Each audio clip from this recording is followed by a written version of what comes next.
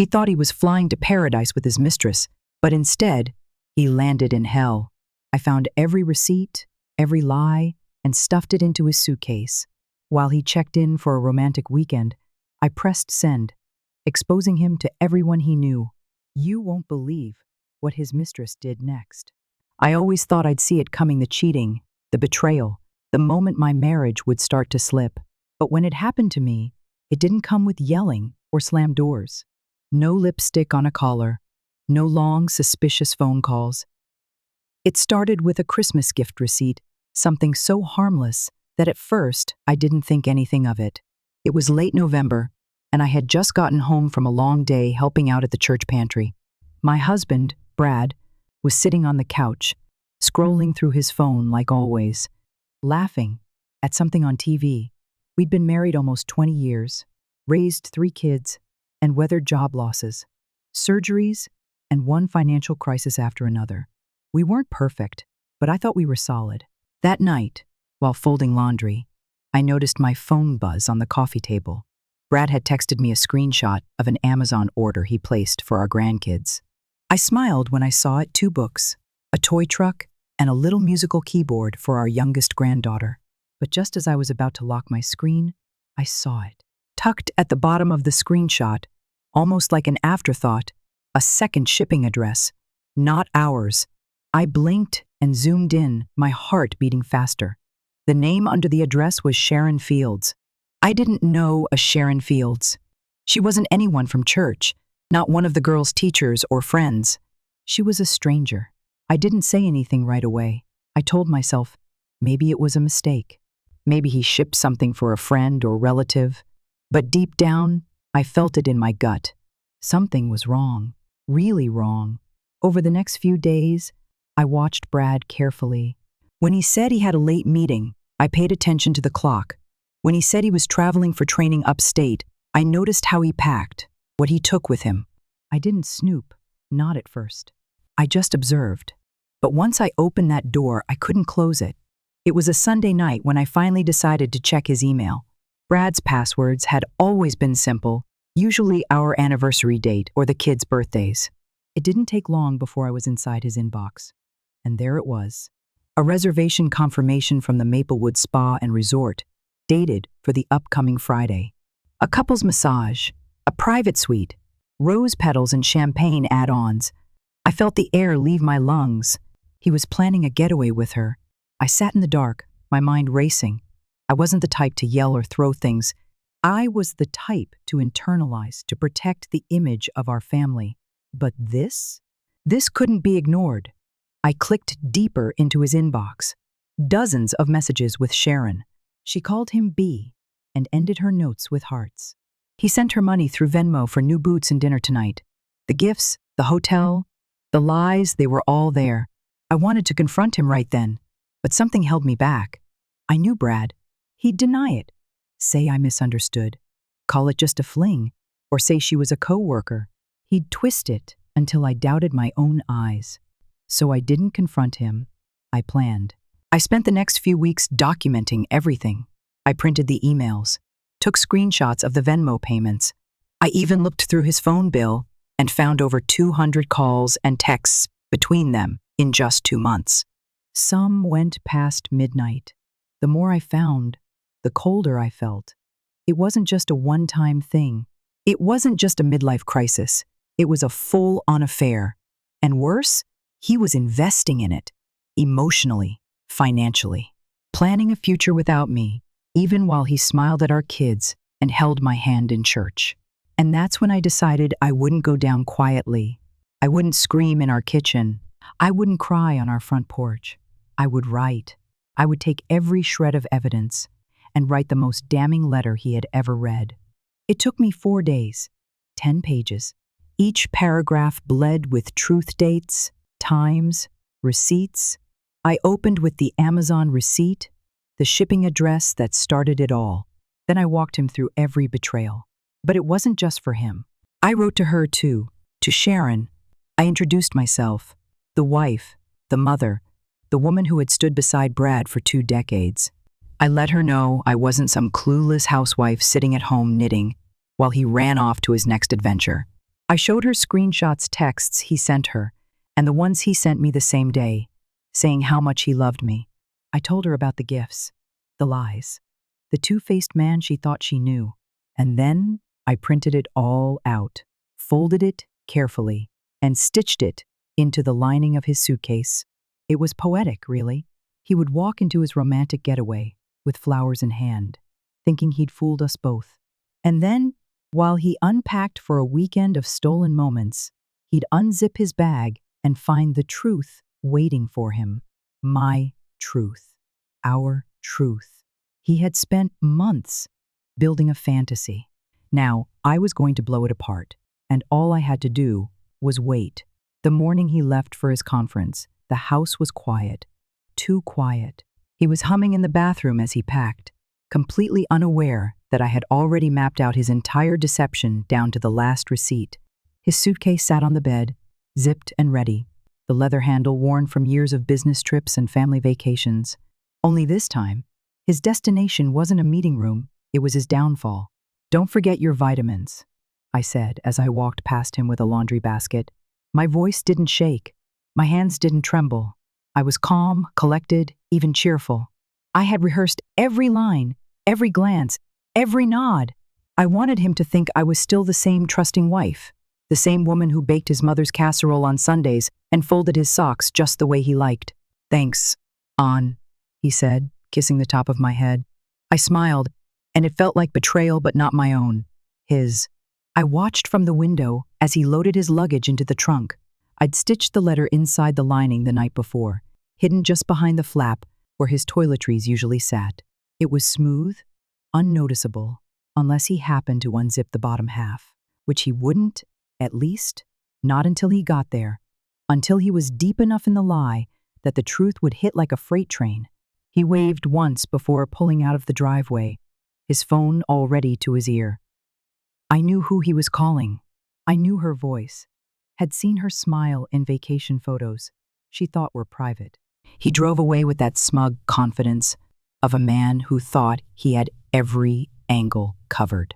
And I let him go.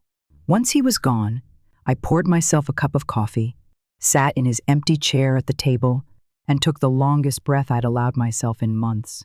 My hands finally shook, not with fear, but with release. I had done it. I had flipped the script, turned the tables, taken back everything he thought he'd stolen from me. That day, I kept busy. I baked cookies for our neighbor, helped our youngest with homework, dropped off some canned goods at the shelter. From the outside, nothing looked different. I was the same dependable Diane. But inside, everything had changed. At 4:15 p.m., I got the alert. His flight had landed. I could picture him rolling his suitcase across the terminal, holding hands with her as they planned their evening. Maybe he'd booked a dinner reservation, requested champagne in the room. He probably thought this was the start of something real. But what he didn't know was that I had already started my own new beginning. I waited until I knew he'd checked in. His phone location still shared with mine another oversight. He thought I'd never noticed placed him at the resort. I imagined him setting his suitcase by the bed, opening it, starting to unpack. That's when I sent the text. It was simple. Just one group message to him and her. "Hope you two enjoy your romantic weekend. Be sure to check your suitcase. I left a little gift. Also, I want a divorce." Then I set my phone down and walked away. I didn't need to see the fallout. I already knew what was coming. 30 minutes later, my phone was a fireworks show of calls and messages. The first came from him. Then another.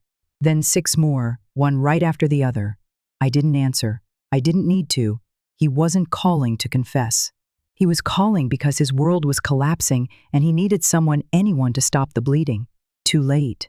Next came the texts. "What is this? Why would you do this? Diane, please, can we talk? This is insane. This isn't what you think." I didn't respond.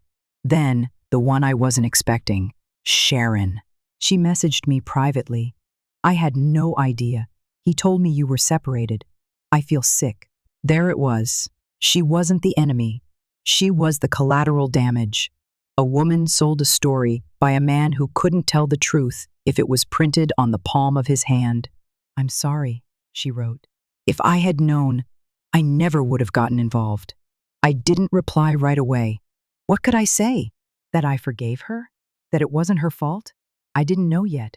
I only knew that she was the first person to say the words I had waited months to hear. I'm sorry.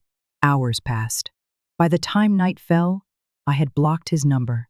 I'd called my sister and told her the full story.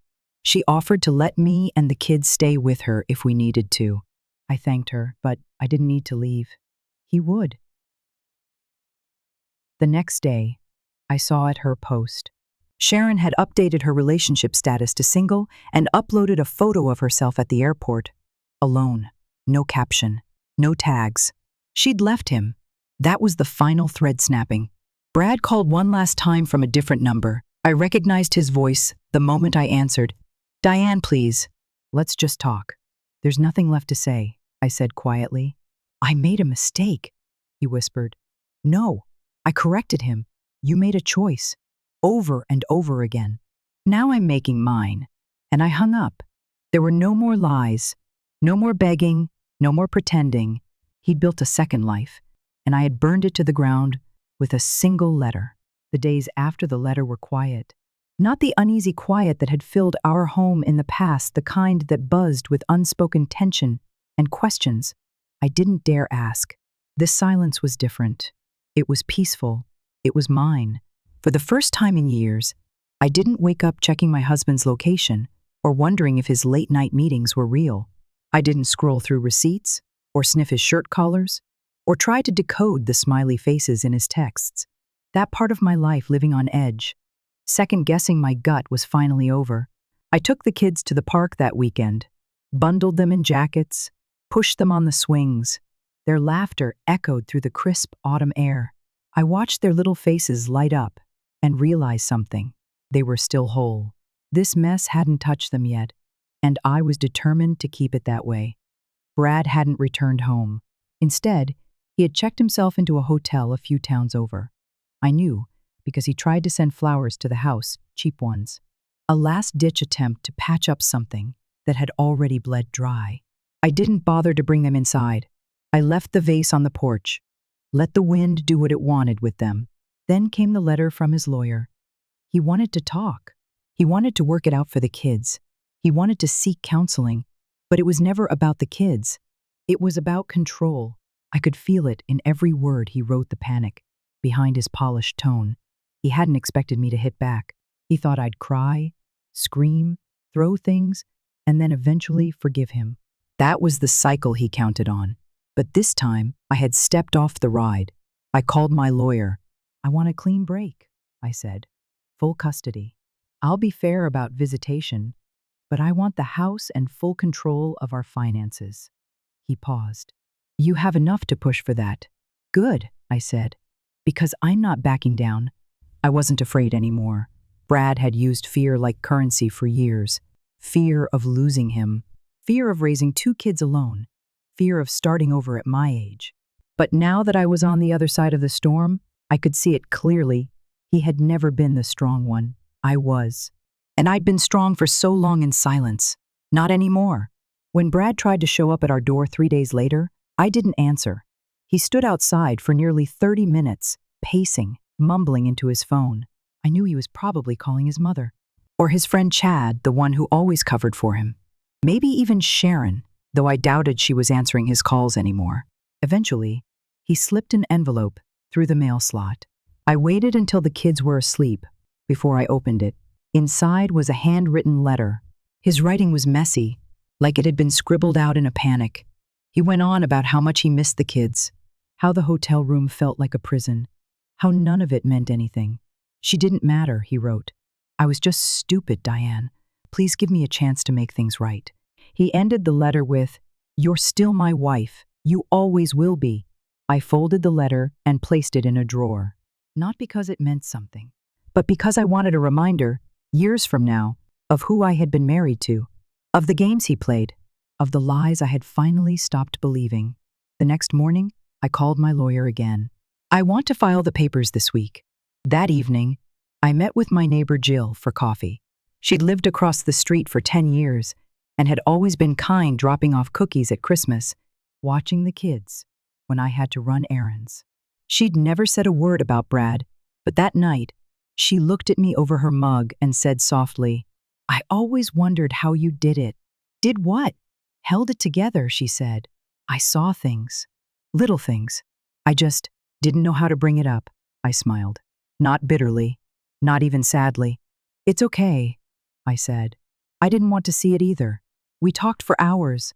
About life, about aging, about starting over after 40. Jill had gone through a divorce years ago.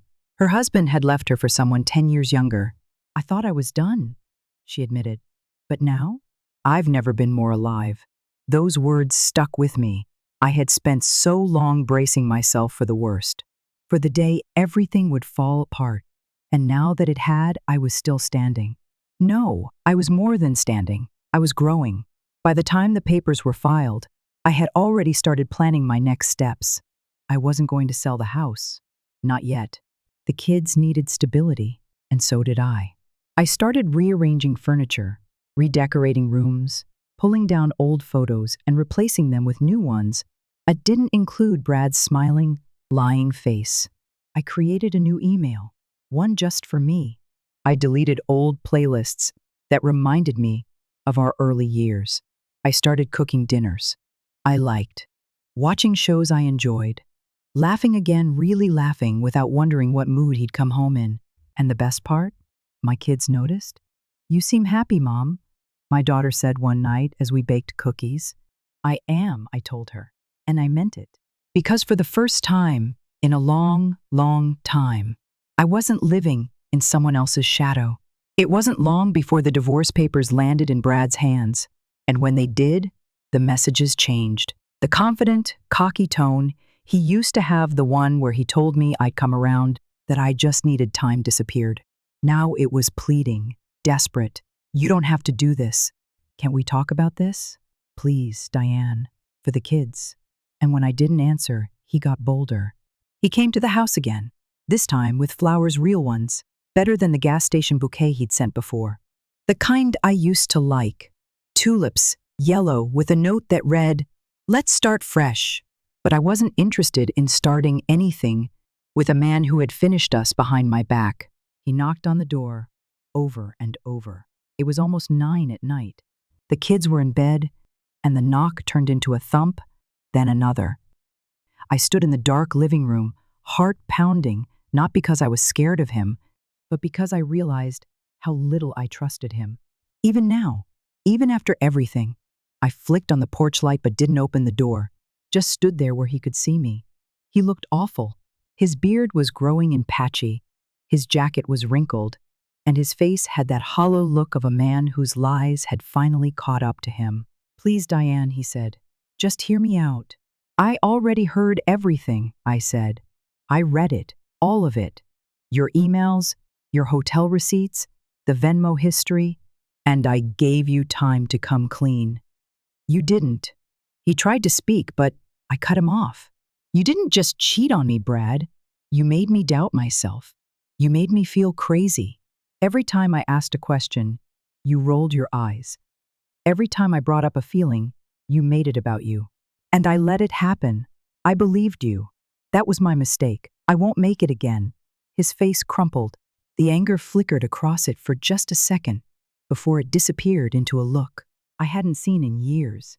Vulnerability, or maybe it was just fear. "You're throwing away everything we built," he whispered. "No," I said. "You did." And then I turned off the light. I didn't hear from him for a few days after that. Those were some of the best days I'd had in a long time. I spent time with the kids.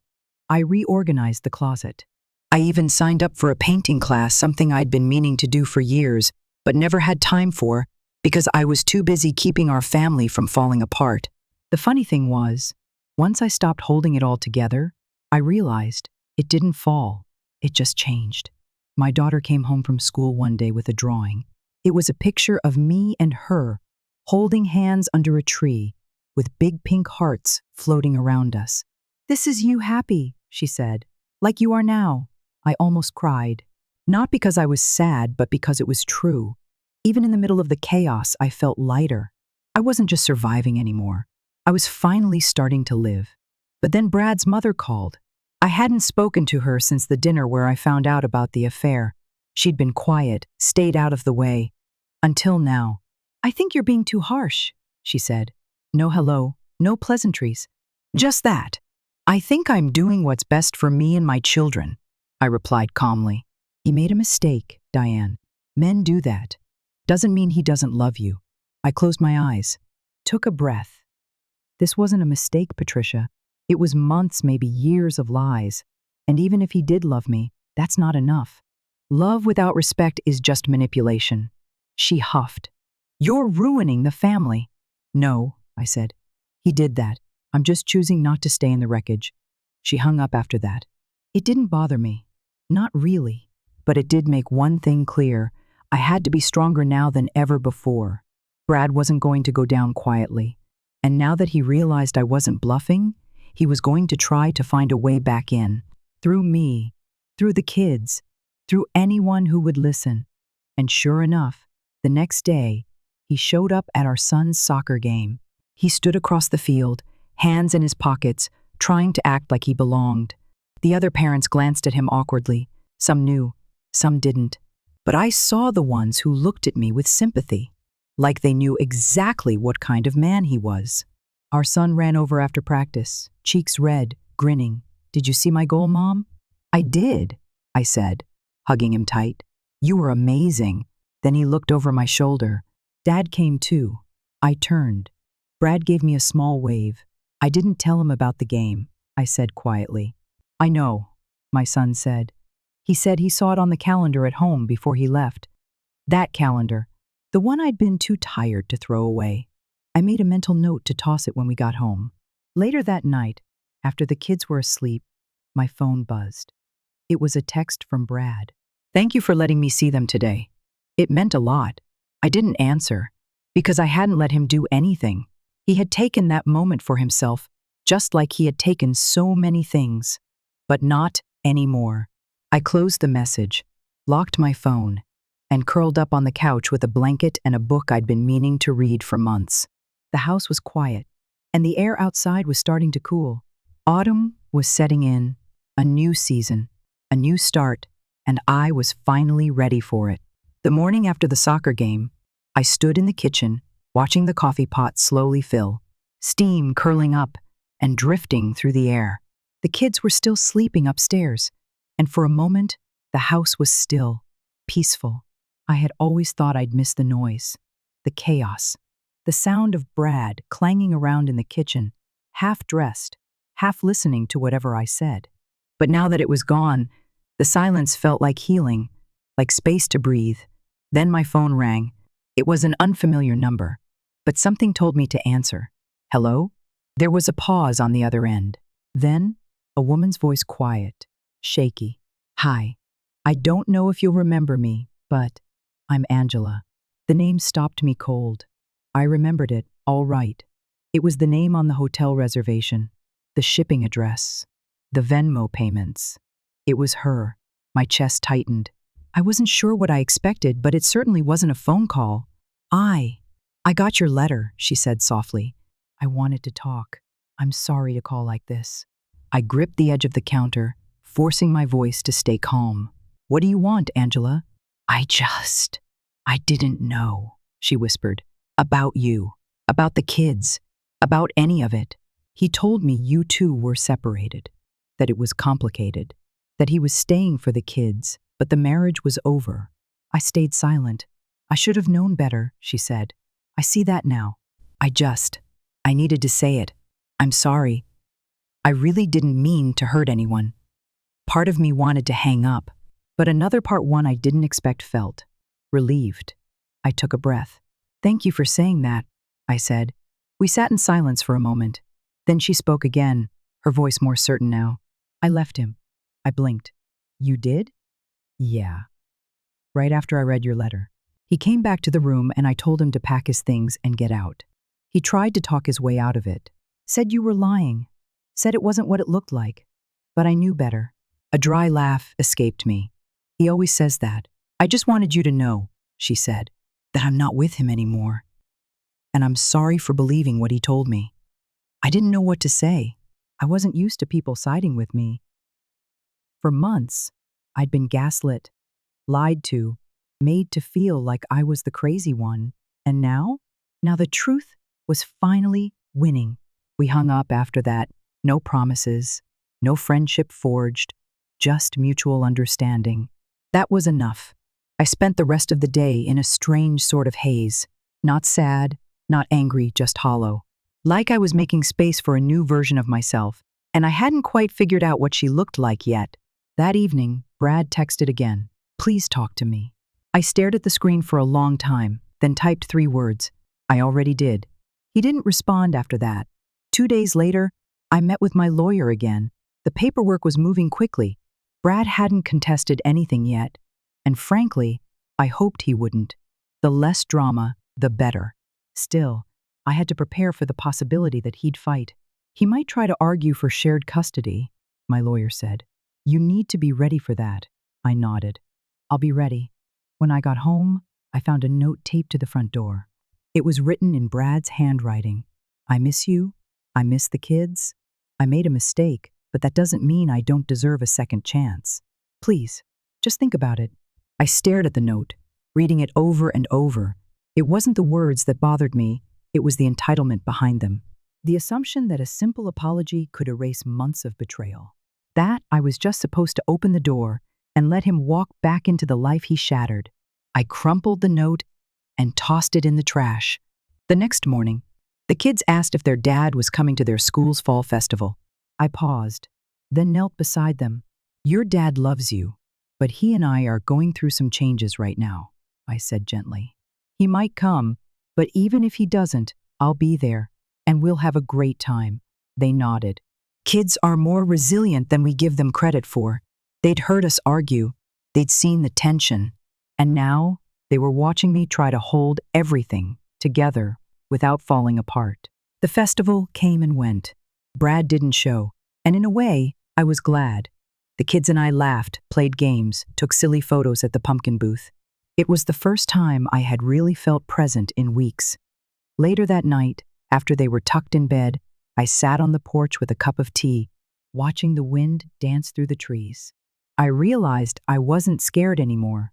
Not of being alone, not of starting over, not of walking away. Because the truth is, I had already done the hardest part. I had let go of a man I once believed was my forever. I had faced the betrayal, exposed the lies, and stood my ground. I was still standing, and that, I thought, was something worth being proud of. A few days passed without another word from Brad. For the first time in a long time, I started to breathe a little easier. My mornings weren't filled with the tightness in my chest that used to greet me before I even got out of bed. The kids were adjusting too. They still asked about him now and then, but they didn't cry at bedtime anymore. And when they laughed, really laughed, it no longer felt like a sound I had to protect them from losing. I was beginning to think maybe, just maybe, he'd finally accepted it was over. Until a knock came at the door. It was early evening. The sun was low in the sky, casting a gold tint over everything. I was still in my sweatshirt and yoga pants, folding laundry while the kids watched a cartoon in the next room. I opened the door cautiously, half expecting it to be a delivery. Instead, it was him, Brad. He looked worn down, eyes bloodshot, hair unkempt, hands shoved deep in the pockets of his wrinkled jacket. "Can we talk?" he asked. I stepped outside, pulling the door closed behind me. "I thought we already did." He looked down, took a breath, then met my eyes. "I know. I don't know what I was thinking. I screwed up, big, but I've been doing a lot of thinking since Vegas. Since that letter, I folded my arms, waiting. I wasn't going to make this easy for him. Not anymore. I lost everything," he said. "You, the kids, her. And the truth is, I deserved it. But I want to fix it. I want to make things right." I narrowed my eyes. "With me, or with your image of yourself?" That made him pause. "I don't expect you to forgive me," he said, his voice low. "But I was hoping we could go to counseling. Not for us, even just so I can be a better father." I stared at him. Not long ago, I would have jumped at that offer, held it like a life raft. But now, "I don't need you to be a better father for me," I said. I need you to be one for them, and you don't need me to hold your hand through that." His eyes dropped again. He nodded slowly. "Can I see them?" "Eventually," I said. "But not today. You don't just show up and expect everything to fall back into place." "I know," he said. "I know I don't deserve that." There was a beat of silence. I could feel the weight of it between us. Years of love and resentment, betrayal and grief, all wrapped up in the space of a few feet on the front porch. "I hope you do better, Brad," I said finally. "But this chapter is closed." He nodded once, his eyes glossy. "I understand." He turned and walked away. And this time, I didn't feel the urge to run after him. That night, after the kids were asleep, I pulled out the folder my lawyer had given me. The divorce was moving fast. Since Brad hadn't contested anything, probably too ashamed or just exhausted the agreement would go through uncontested. I signed the final documents, 1 page at a time, steady hand, steady breath. When I was done, I placed the pen down and stared at the last signature. It was surreal. This was it. The marriage was over, but instead of feeling grief, I felt peace. Not the kind that sweeps in and makes everything right, but the quiet kind. The kind that says, "You made it. You survived." The next day, I took the kids to the park. It was chilly out, late fall settling in, but they didn't care. They ran and played, like their world hadn't been flipped upside down just weeks earlier. Watching them from the bench, I realized something.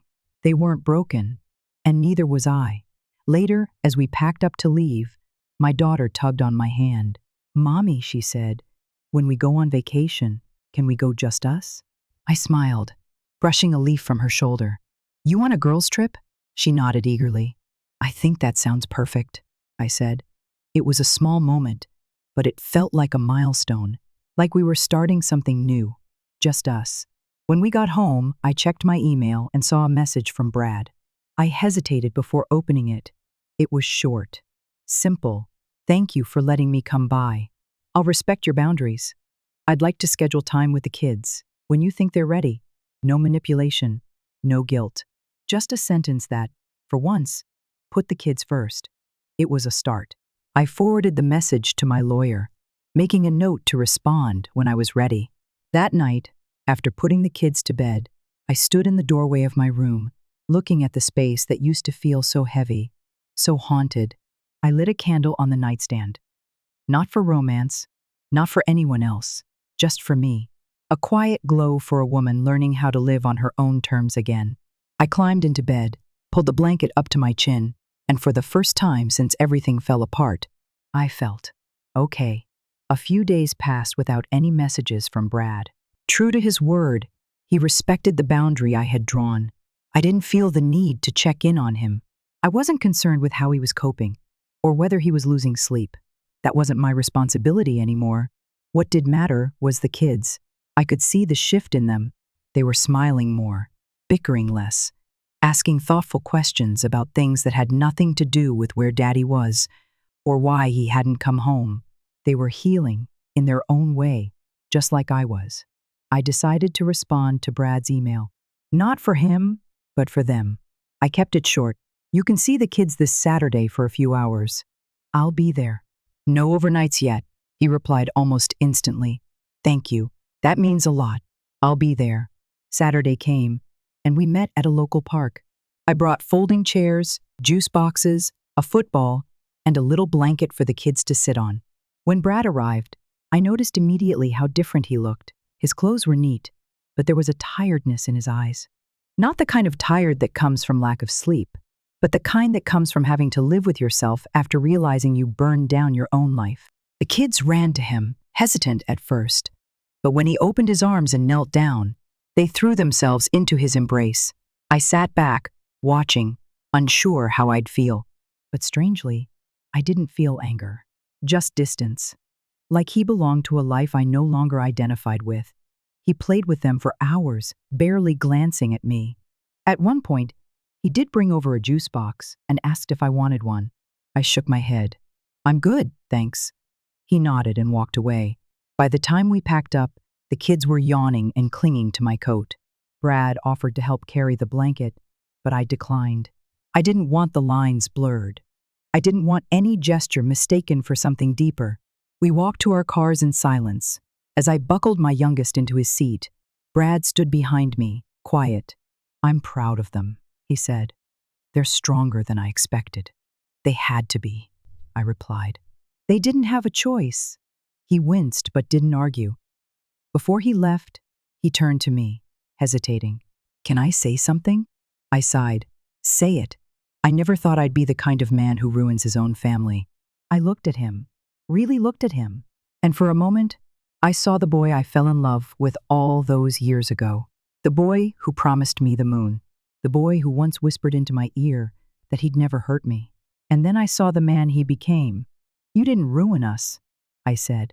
"You just stopped being part of us." He nodded slowly, and I got in the car. That night, as I tucked the kids into bed, my daughter asked, "Is Daddy coming back to live with us?" I kissed her forehead. "No, baby, but he'll still be your dad. He'll still be there." She nodded, curling up under the blanket, accepting it more easily than I expected. Kids adapt faster than adults? Sometimes. Once the house was quiet, I poured myself a glass of wine and sat on the couch, thinking about the man I used to love. Not to mourn him, but to understand how I let myself stay for so long. I had accepted scraps and convinced myself it was a meal. I had explained away neglect as stress. I had excused betrayal as one mistake. Not anymore. The next day, I met with my lawyer again to finalize the terms of custody.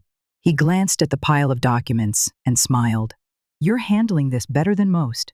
"I had no choice," I said. "When someone takes away your peace, the only thing left to do is take it back." We reviewed the paperwork, shared custody, with weekends rotating. No overnights, until the kids were ready. Financial responsibilities outlined clearly. No room for misinterpretation. As I left his office, I felt a little taller, like I had finally stood all the way up after years of being bent to fit someone else's version of who I should be. Later that evening, my sister called. She had been watching from afar, letting me handle things on my own, but she'd always been my anchor. "I saw your post," she said. "You looked happy."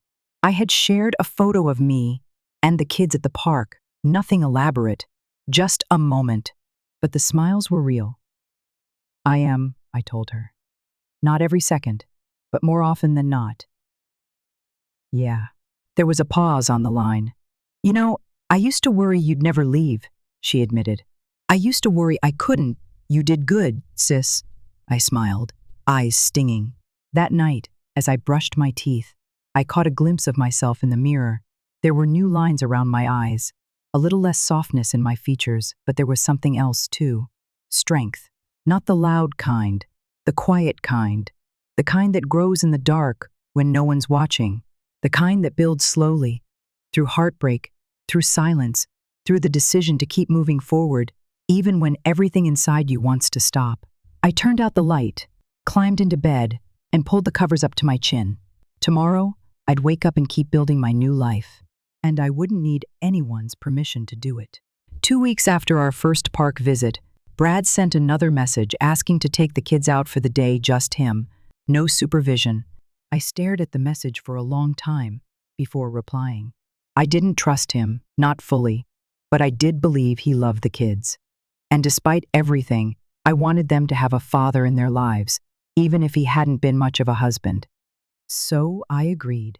"Just this once," I texted back. "If they're not comfortable, or if anything feels off, I'm pulling back. Understood?" He responded within seconds. "Understood. Thank you." That Saturday, he showed up early, clean-shaven, wearing the same cologne he wore the day we met. I stood at the door with our son and daughter, watching them look from me to him and back again, their faces unsure. "Hey, you two," Brad said gently, kneeling down. "How about some ice cream and a movie?" They exchanged a look and nodded. Before I let them go, I crouched down, eye level with both of them. "You call me the moment you want to come home, okay? Doesn't matter when." They nodded, each gripping a small backpack. Brad looked at me, then at them, and I could tell he felt the weight of what this meant. This wasn't just a Saturday outing. This was a test. He passed barely. They came back that evening, sleepy, sticky from Sundays, and chattering about a matinee and some overpriced stuffed animals from the arcade. Brad stood behind them, quiet, not intruding, not asking to come in. As they shuffled inside, he lingered on the porch. "They seem happy," he said. "They are," I replied. "They asked if I'd come again next weekend. And I told them I'd ask their mom." He smiled a little, but there was sadness in it. "I won't overstep," he added. I miss them. I miss being part of their everyday." I believed him, but that didn't mean I was ready to forgive. "They'll need you," I said, "but they also need to trust you. So do I." He nodded. "I'll earn that back, however long it takes." The thing was, I didn't want him to earn me back. Just the kids. My chapter with him was over. I wasn't bitter. I had simply outgrown the version of myself that needed him. Later that night, after they'd fallen asleep, I pulled out the old family photo album I hadn't touched in months. Not the one filled with school pictures or birthdays. The one from the early years, our wedding, our honeymoon, the baby showers. We looked so young, so hopeful, and so clueless. Each photo felt like a piece of fiction now, a story I had once believed in, but couldn't read the same way anymore. I used to think those moments were the best of my life. Now, I realized they were only the beginning. It wasn't the wedding dress or the honeymoon suite that defined love. It was the late-night feedings, the stomach fluss, the broken dishwasher, the bills, the silence. And somewhere in the silence, we got lost. He chose to stay lost. I chose to come back. The next morning, I took the kids to church for the first time in months. It wasn't about religion, really. It was about community, about sitting with people who knew how to hold space for one another without judgment. After the service, a woman I barely knew came up to me. "I've been meaning to tell you," she said softly. "You handled everything with so much grace. I saw the video, heard the story. You're stronger than most." I blinked, unsure how to respond. I had forgotten that people outside my immediate circle had seen what happened. The video, the letter, the digital fallout of a marriage, imploding in real time. "I didn't feel strong," I admitted. "Real strength never does," she replied. That night, Brad called not to talk about us, but about our daughter's science fair. He had forgotten the date and didn't want to miss it. "I'll sit in the back," he promised. "No drama. You don't have to sit in the back," I said. "Just don't take up more space than you've earned." That became our unspoken rule from then on. We co-parented, not perfectly, but with mutual respect. He didn't push for more, and I didn't pretend to forget the past. But something shifted in me. I had survived the unraveling. Now I was learning to live in the rebuild. One night, after the kids had gone to bed, I sat on the patio with a cup of tea and my laptop. I hadn't written in years, not since college. But that night, I opened a blank document and started typing. It wasn't a journal. It wasn't a memoir. It was a story, a woman, a man, a betrayal, and a letter. But it wasn't about revenge. It was about rebirth. The words flowed like water, pulled from the well of everything I had buried for so long. The lies, the silence, the ache of sleeping next to someone who no longer saw you, and the power of finally waking up. By midnight, I had 20 pages. By the next week, I had 40. It wasn't about publishing or being read. It was about remembering who I was before I became a wife, a mother, and then a woman trying to make sense of a broken home. I was finding my voice again, and it felt good. A month after that night on the patio, I finished the first draft of the story. It wasn't perfect. Parts of it felt too raw, others too polished, but it was mine. Every sentence carried a piece of my truth, and for the first time in years, I wasn't afraid of my own voice. I printed it out, held the stack of pages in my hands, and sat down at the kitchen table. The kids were asleep, the house was quiet, and for once, I didn't feel empty when the silence set in. I thumbed through the pages, reliving each beat: betrayal, discovery, revenge, growth. I had turned pain into prose. I had turned something that nearly broke me into something solid, something real. It wasn't just catharsis. It was healing. That weekend, I met my sister for coffee. She had been my rock through the divorce, never once saying I told you so, though I knew she had seen it coming long before I did. We sat in our favorite booth by the window, the same spot we used to claim as teenagers when we needed to talk about boys or cry about something ridiculous from school. It felt full circle. I finished it, I told her, sliding the pages across the table. She blinked. The letter? No, the story. All of it. She set her cup down gently. You wrote it? All of it. She spent the next hour reading. She didn't speak, didn't look up, just flipped one page after another, her fingers tight around the edges. When she finished, she didn't say anything at first, just exhaled slowly and looked at me with misty eyes. I don't even know what to say, she whispered. This is powerful. I didn't write it to be powerful, I said quietly. I wrote it because I didn't want to carry it all anymore. She nodded, understanding in that sisterly way she always had. It shows. But it's more than a story. It's a message. The next day, she sent it to a friend of hers who worked as a contributor at a small women's publication. I wasn't expecting anything to come from it. I had written it for me. But a week later, I got an email. We would love to run your piece as a featured story in our spring issue. I sat at the kitchen table, reading the message 3 times before I let it sink in. They wanted my story. They wanted me. I cried not out of sadness, but out of the deepest relief I'd ever known. It wasn't about being published. It was about being heard. The day the issue went live, I received a wave of messages. Some from strangers, some from women I'd met in passing, a few from women I hadn't seen since high school. They all said the same thing. I thought I was alone. I didn't know how to leave. Reading your words gave me the courage to speak up. One message in particular stood out. It came from a woman named Denise, in her late 60s, who had been married for 42 years. I never had the guts to leave, she wrote, but your story made me realize that it's never too late to take back your voice. Thank you for showing us what strength looks like. That message broke something open in me. All my life, I thought strength looked like staying quiet, keeping things together, not rocking the boat. But now I knew real strength was walking away, even when your whole world begged you to stay. A week after the story went live, Brad called. I didn't answer, but he left a message. I saw it, he said. Your story. I don't know if I should be proud or ashamed, but I wanted to say, you wrote it beautifully. I didn't call him back, not out of spite, but because that chapter was closed. He had his truth.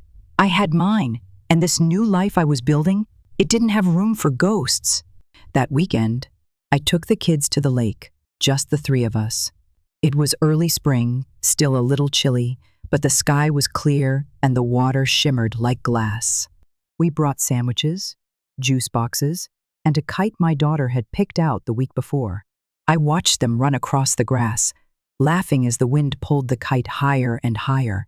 There was a time not so long ago when I wondered if I'd ever feel this light again, if I'd ever feel okay without someone beside me. But as I stood there, watching my children fly that kite into the bright blue sky, I realized I didn't just feel okay. I felt free. They were thriving. Not because we had a picture-perfect family, but because they had a mother who finally remembered how to smile, a mother who had stopped settling, a mother who had shown them that sometimes the strongest thing you can do is say, enough. We spent the afternoon skipping rocks, taking pictures, and eating sandy peanut butter sandwiches.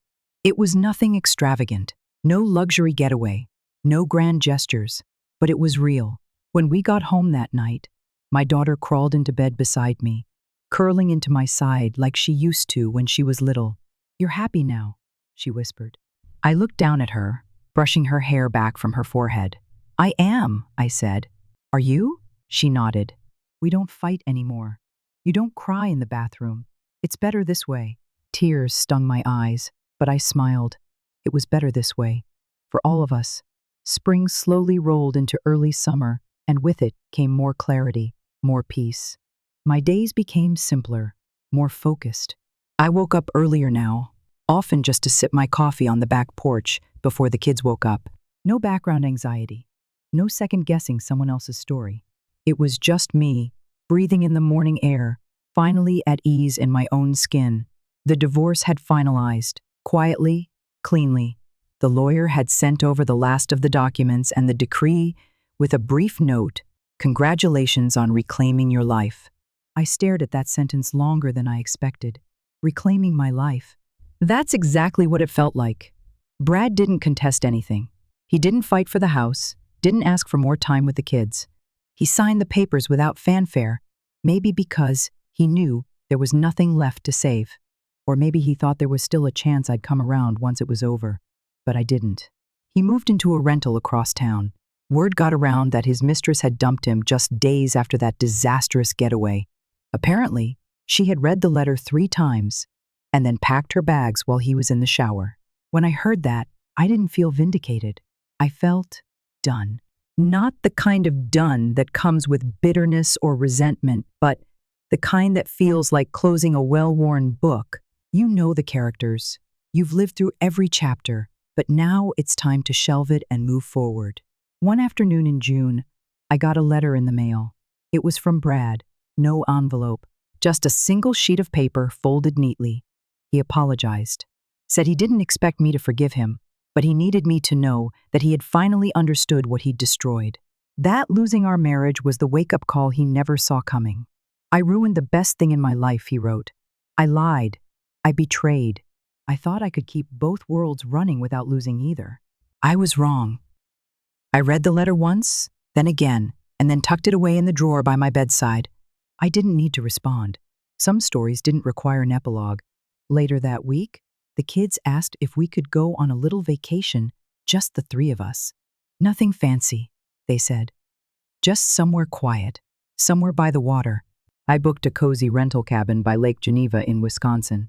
It had a wraparound porch, a tiny dock, and just enough space for the 3 of us to be close without stepping on each other's toes. When we arrived, the kids ran straight to the lake, squealing as they kicked off their shoes and splashed into the shallows. I stood on the porch for a long time, watching them. If you had told me a year ago that I'd be here divorced, rebuilding, peaceful, I would have laughed. Or cried. Probably both. But this was the kind of joy I never thought I'd get back. Not after what I'd been through. We spent 4 days there, completely disconnected from everything. No phones, no news. Just hikes through the woods, homemade dinners, and quiet evenings playing cards under a single dim lamp.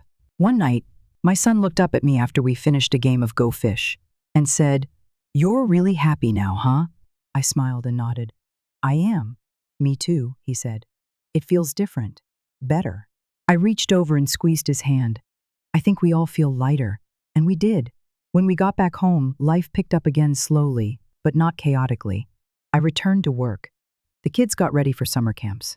I started going to yoga on Saturday mornings, something I had always meant to do but never made time for. I even began dating again, nothing serious. Just coffee with a kind man I met at the community center. His name was Mark. He was divorced too, and like me, not looking to rush anything.